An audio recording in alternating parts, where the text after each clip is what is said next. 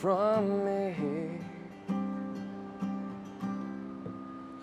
Tell me, Amy, why do you still insist on coming knocking on my door when you know I'll just... The Amy that 36-year-old Dylan Duncan writes and sings about is not a love that was lost. Amy is short for amyloidosis, as in transthyretin-mediated amyloidosis, or ATTR, a rare, debilitating disease which he inherited and is now battling. In this Behind the Mystery Rare and Genetic segment, we'll examine this metabolic disease. The Balancing Act's Christopher Cox traveled to Boston for some insight from Dr. John Burke, Associate Professor of Medicine at Boston University and Clinical Director of its Amyloidosis Center. And that's where we also met Dylan Duncan. Dylan Duncan is a songwriter and musician. He's also one of 50,000 patients impacted by transthyretin-mediated amyloidosis, or ATTR. I went in for my genetic testing at the age of 26, and so I found out I had the gene for the disease, and a year later I went in and got a fat pad biopsy, which was then determined, which was used to determine whether or not symptoms had started. Dylan Duncan has been John Burke's patient for nearly 8 years. They know each other well.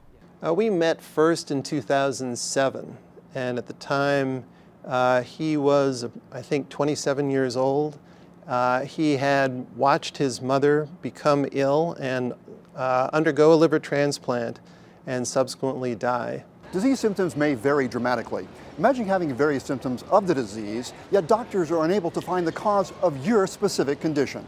ATTR is a hereditary disease that culminates in injury to nerves in particular, and secondarily to heart. Dylan was 27 when he was diagnosed, but for him, it came as no surprise. How old was your mother when she was actually diagnosed? I want to say 37, 38. I know she was sick for about 5 years, and she passed away when she was 45. The abnormal gene is passed from a parent to the patient. And it's approximately a 50-50 proposition every time an affected parent has the child. My grandfather had lost his wife to the disease, and so he knew very well how dangerous it was.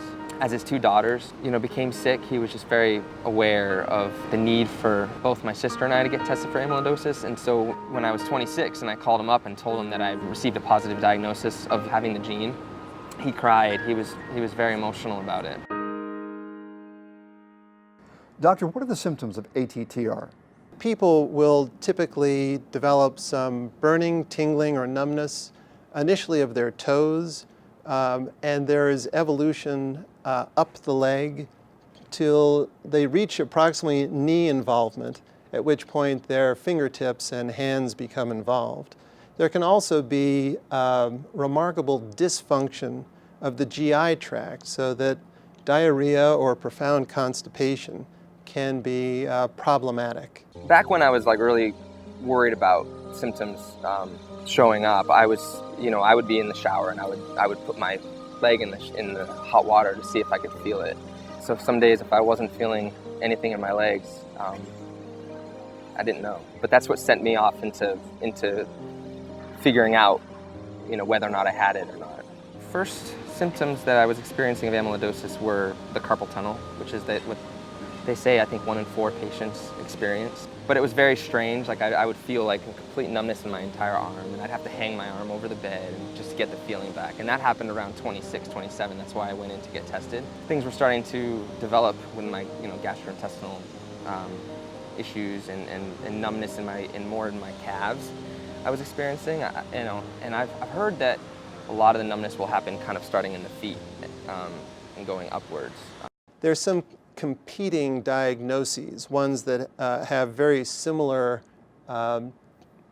symptom complex, and as a consequence, neurologists will turn to those diagnoses without considering amyloid. While currently there are no drugs specifically approved for ATTR in the United States, there are limited treatment options. There are clinical trials ongoing right now that are focused on not simply stabilizing the abnormal protein, but eliminating it completely. New treatment options currently under development may give ATTR patients and their families hope for the future. I do have to get a hold of your sister, and I hope things are going okay. We imagine a world where patients with ATTR are living full, healthy, high-quality lives. But it's important for patients to get involved. Diagnosis is critical, so we ask patients to get heavily involved in their diagnosis and bring others, if they in fact do get diagnosed with TTR-mediated amyloidosis, in, because it is a dominant autosomal inherited disease. Dylan Duncan continues to perform his favorite hobbies, such as painting. He also enjoys hanging with his group of supportive friends, and of course, he continues to play his guitar. There's one particular song that you wrote called Hello, Amy. Tell us about that song. Amy is short for amyloidosis, and so what I did is I actually wanted to just personify it and make it almost sound like it's a girl that you want out of your life, like an ex-girlfriend or something like that, you know. Hello, Amy, I didn't expect you here this soon. You're not due for quite a while. Are you still hopeful about your condition and ultimately yourself and your life? Yes, very much so.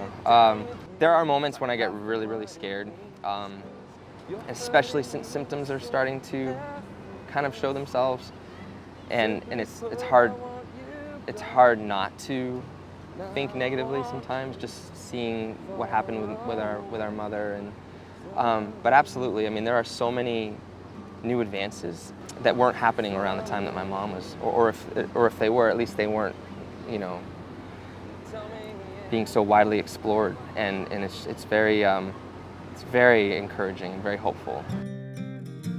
His music takes on new meaning. Gone are the Hello Amy lyrics. Today he sings about I could offer you my ears, and they are open wide for you.